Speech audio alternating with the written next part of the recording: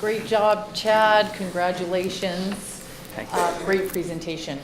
I'm going to begin with 4 minutes of questions and then proceed with the other judges, and then we'll offer the audience 4 minutes at the end there. So let me get my timer going here. Okay.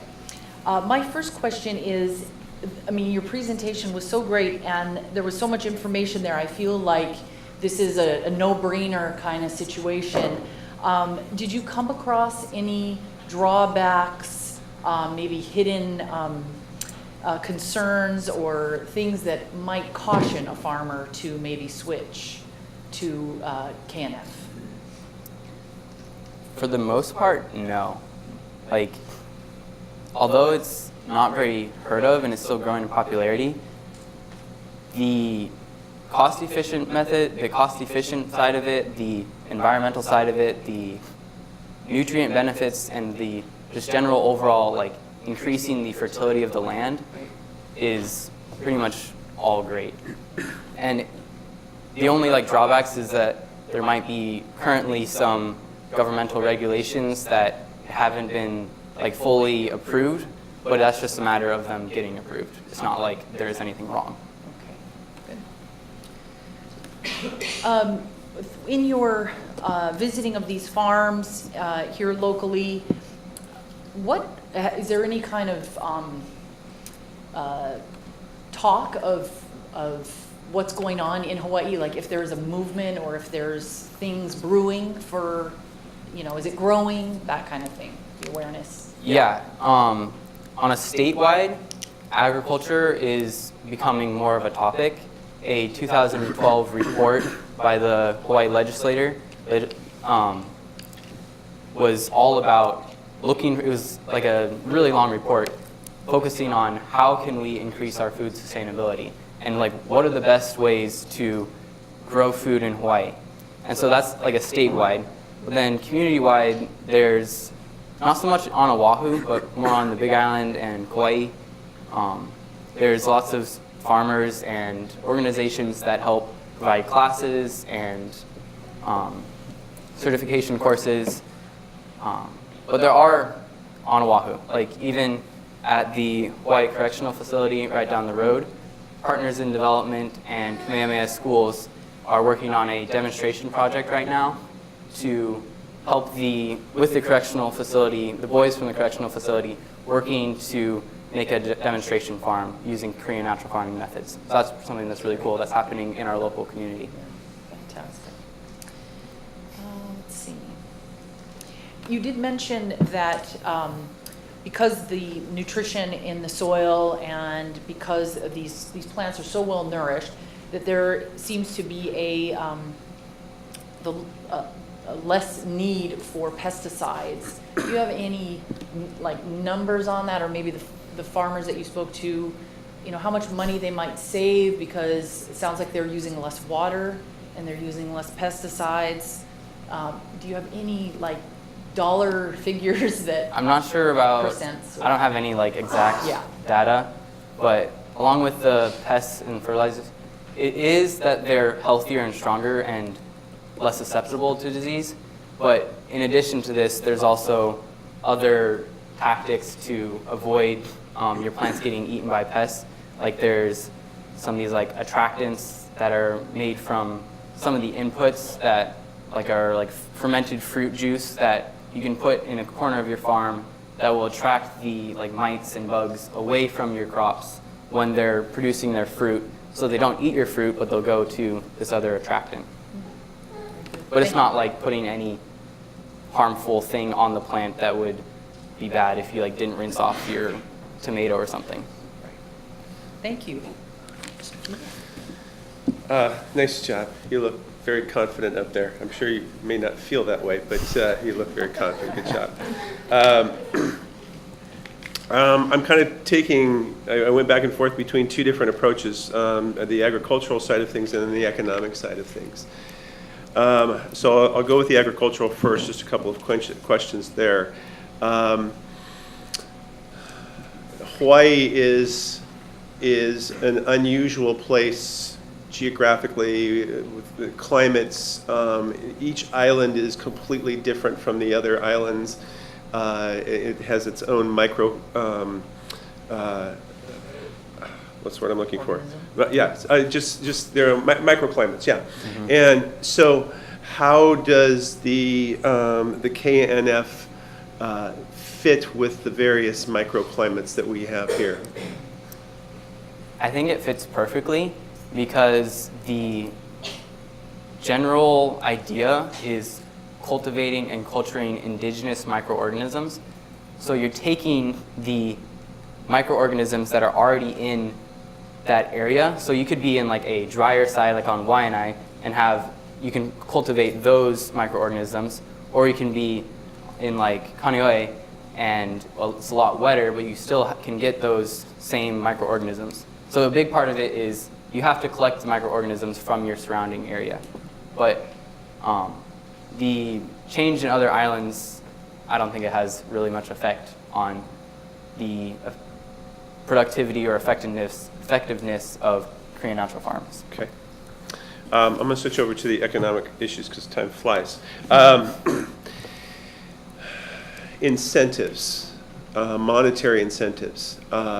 Farmers don't farm because they want to produce fruits and vegetables. They produce fruits and vegetables because they want to make money. And you have a global economy that is a tough competition. How does a small yeoman farmer with a KNF farmer compete in a very volatile market, especially in the agricultural world? It's very volatile. Drops in prices happen all the time, and then a farmer's not making any money anymore. How do they compete in the global market? I think it has to be gradually, like I said before. So a farmer can start off with just providing to like restaurants. That's a really stable way to start a farm, and that doesn't have to compete with like the production from like Safeway or other supermarkets. But I think if Hawaii's state government is actually concerned about this, then they're gonna provide ways for local farms to get their produce out there and to have a bigger impact on our food security. Okay, because, do I have time? Yeah, one more. Because the government always improves things whenever they get involved.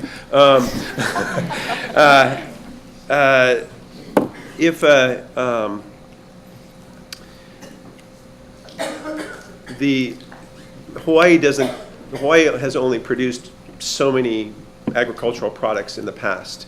It's very limited, and I'm assuming it's because of the soil, the climate, and all of that. Like, you don't grow apples in Hawaii. What kinds of things can you grow in Hawaii using the KNF? How could we expand the market?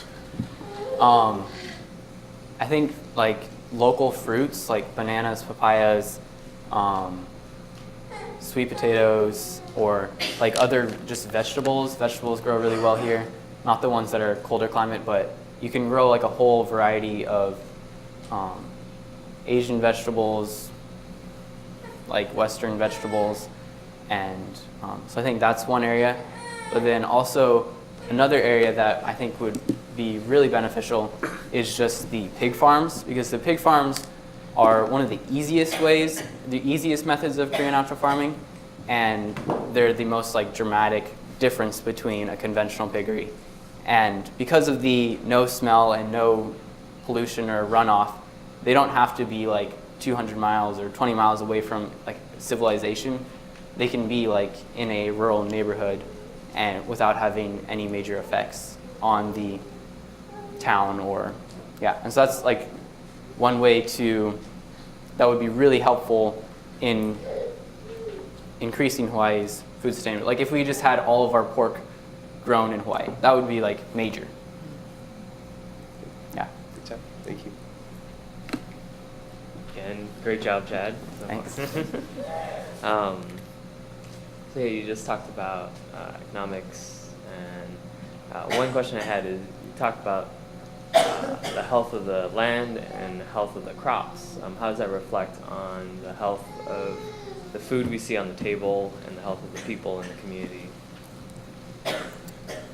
Yeah, so I think if you're with KNF, the land and the food that you're growing is a lot healthier, and I think there's a lot of connections between like the physical and like the spiritual. So just if we have that like healthy environment and healthy culture and land, that's going to boost the, like, it's kind of cheesy, but like the aloha spirit in Hawaii. So I think that definitely it would try to bring back a lot of the culture, the Hawaiian culture, that has kind of been mixed or lost, and to help aid the fusion of cultures that we see in Hawaii. And then can you elaborate on industries that are already implementing KNF or doing trials with KNF in Hawaii? Yeah, so currently on the Big Island, the majority of the pig farms are run by KNF farmers, and there's macadamia nut farms, coffee farms, other smaller vegetable farms, but these are farms that are using KNF methods, and they're not like on a huge scale, like 20,000 acres or whatever, but they are still making an impact and making a profit. And then also on Hawaii, one of the farms that I visited, David Wong, he started out with less than 10 pigs, and he currently has over 1,000 pigs in only like 5 years. And so his goal with his farm is to show that it's not just a backyard deal. Like, you can scale it up to have a lot of pigs, and it's still, the benefits and the results are still the same.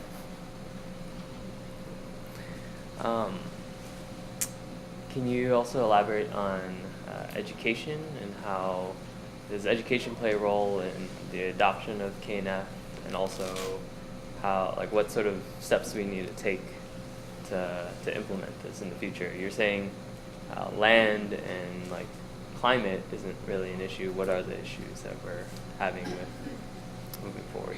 I think the issues are just getting it out there, and in past years, as like high school graduates in Hawaii, there hasn't been that many significant opportunities, or like if they're looking for like a career opportunity, one of the like, oh, I really want to be a farmer in Hawaii. That's not like one of the like big like dreams of people.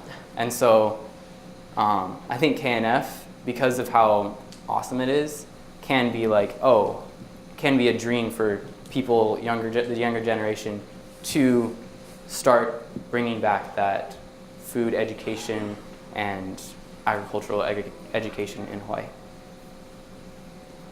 Same. All right. Congratulations on a job well done, first and foremost. So a few questions I had in mind. One, again, from kind of an economic standpoint. In terms of yield and how much crops you can get out of a batch of whatever you end up planting, are we looking at more or less than traditional farming methods? Because again, a lot of people do this to make money. So it's, is this like financially feasible for farmers to do? Yeah, it is totally financially. On the production side, you can't, or it hasn't been done yet to have the massive scale of like the farms that we see in California, like acres and acres of carrots, just carrots for miles. So there hasn't been anything done like that, but I don't think that Korean offshore farming really wants that, because with that you're having to use like these giant tractors to plant the carrots and to harvest them and to rototill the ground, and that's just not something that Korean offshore farming focuses on or even cares about. But just on a smaller scale, the production in Korean offshore farming is higher than regular farming, like the quantitative and qualitative of the produce. All right. For those who would be looking to get into doing something like this on a very small scale, just to have like a plant or two in their backyard to avoid having to buy snap peas at the grocery store or something, are there easy ways to just like slowly start implementing this into your own gardening work? Yeah, there totally is. There's a lot of resources online. Natural Farming Hawaii has a website, and there are a lot of videos of teaching people how to do just super basic implements of KNF. So if you just want to like make the IMO or the microorganism solution to put in your soil, you can do that just like in your backyard. And also there are, more on the Big Island, there's a program that is helping younger teenagers who might have like trouble in school or just socially.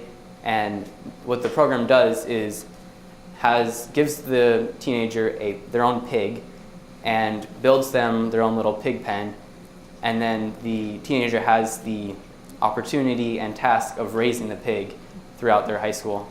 And so that's just one way that you can start learning how to do it more on a small scale, and then like if you want to have an emu, you can cook that pig yourself and have a party.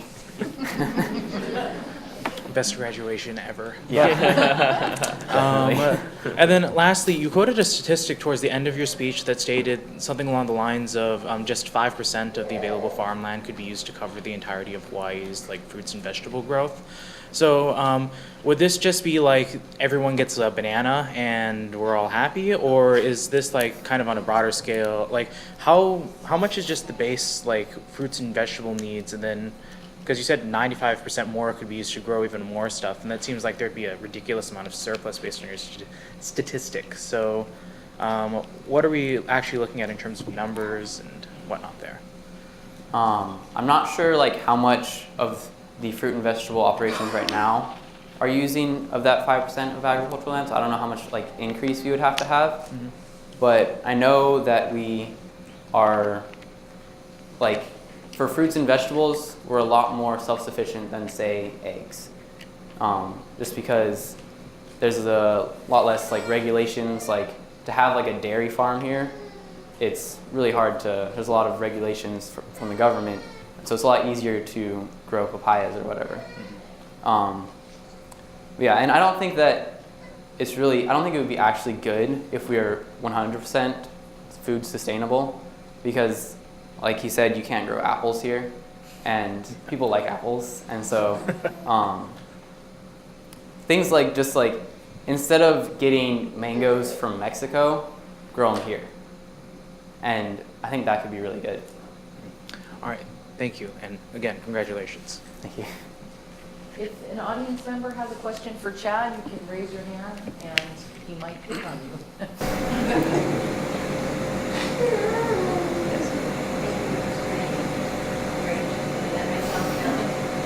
So I had a question about what happens after you raise the pigs. You talked about taking all of your pigs to the pigs now. So I have a couple of questions. One, how is he processing the pigs when he wants to have them slaughtered and packaged?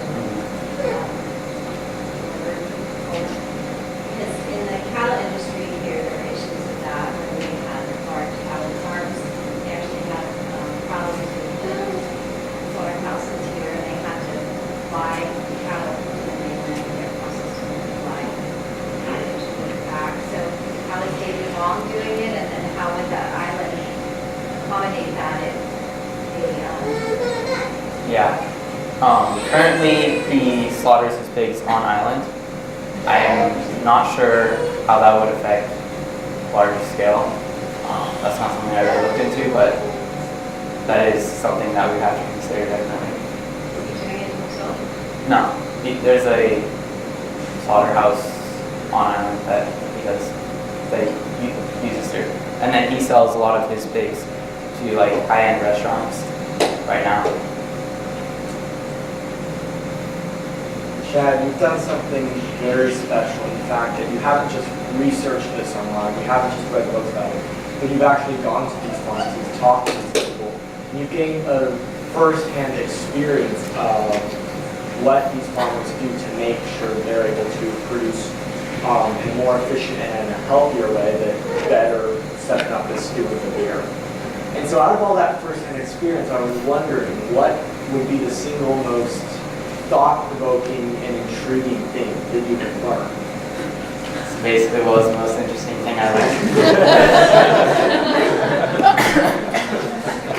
The most interesting thing that I learned was probably that on Dr. Cho's farm in Korea, you can take a 12-foot long metal pole and stab it into the ground, and it'll go all the way down, and completely, like, effortlessly. So that was something that was really awesome. Very nice presentation. I'm a farmer, and I agree with you a lot. Very good information, and the bacteria is beneficial. I mean, it can really allow a plant to be resistant to a lot of diseases and to take the nitrogen out of the air.